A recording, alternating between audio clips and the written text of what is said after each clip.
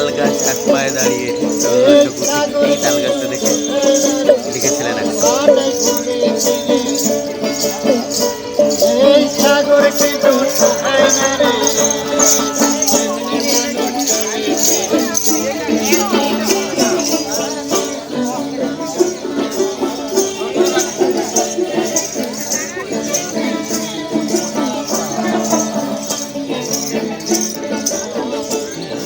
Hello everyone, welcome to my channel. আশা করি সবাই খুব ভালো আছো, আমরাও খুব ভালো আছি। নতুন একটা ভিডিও নিয়ে চলে এসেছি। আর আজকের ভিডিও কি হতে চলেছে তোমরা তো থাম্বনেল আর টাইটেল থেকে বোঝাই গেছে। হ্যাঁ, আমরা সবাই চলে এসেছি শান্তিনিকেতন। আর এটা হলো সেই বটগাছ যেখানে বসে রবীন্দ্রনাথ ঠাকুর কত গান, গল্প, কবিতাগুলো লিখেছিলেন। আর এই টোটোওয়ালা দাদা আমাদেরকে সেইগুলোই শোনাচ্ছিলেন যে এইখানে বসে কি গান গল্প বলেছিলেন। আর আমরা চোখের সামনে সেইগুলো দেখছি, বইয়ে যেগুলো পড়েছি সেইগুলো দেখছি। সত্যি একটা আলাদা অনুভূতি। শান্তিনিকেতন আসাটা আমাদের কাছে একটা গল্পের মতন, অনেক কাহিনী আছে। আমার হাজব্যান্ড আমাকে কথা দিয়েছিল বিয়ের পর হানিমুনে নিয়ে আসবে শান্তিনিকেতন, কিন্তু কি বলো তো, বাস্তব জীবনের ব্যস্ততা আর ট্রান্সফারেবল জব আর নানা দায়িত্বের কারণে সেই স্বপ্নটা আর পূরণ হয়নি। কিন্তু এবছর সেই স্বপ্নটা পূরণ হলো। বিয়ের 4-4.5 বছর পর আমার সেই স্বপ্নটা পূরণ হলো।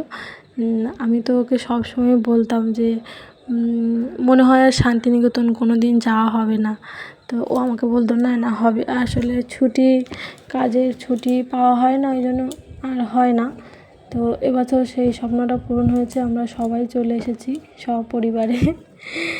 আর খুব ভালো লাগছে। আর এই যে গাছগুলো দেখছো না, এগুলো এর ভিতরে কিন্তু আগে না সবাই বসতো, ভালো লাগতো। আর এখন কি হয়েছে, সব বন্ধ করে দিয়েছে, ওর ভিতরে যাওয়াই যাবে না। কিন্তু আমি ভাবতাম কি যে শান্তিনিকেতন সেই যে গাছের তলায় বসবো, রবীন্দ্রনাথ ঠাকুরের গল্প, গান, কবিতা এগুলো পড়বো, সেই আলাদা একটা শান্তি। কিন্তু সেরকম কিছুই আর কি দেখতে পেলাম না গিয়ে। আর এই সময়টা তো ভীষণই গরম ছিল।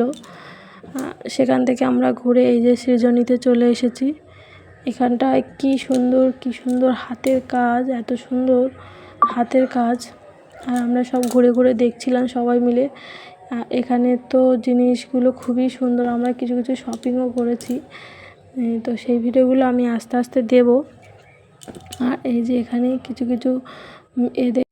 এই যে এখানে কিছু স্ট্যাচু আছে, বিরসা মুন্ডা, সিধু কানু, সাঁওতাল বিদ্রোহীদের নামে সেখানে কিছু স্ট্যাচু আছে। আর আমরা কিন্তু কিছু শপিংও করেছি।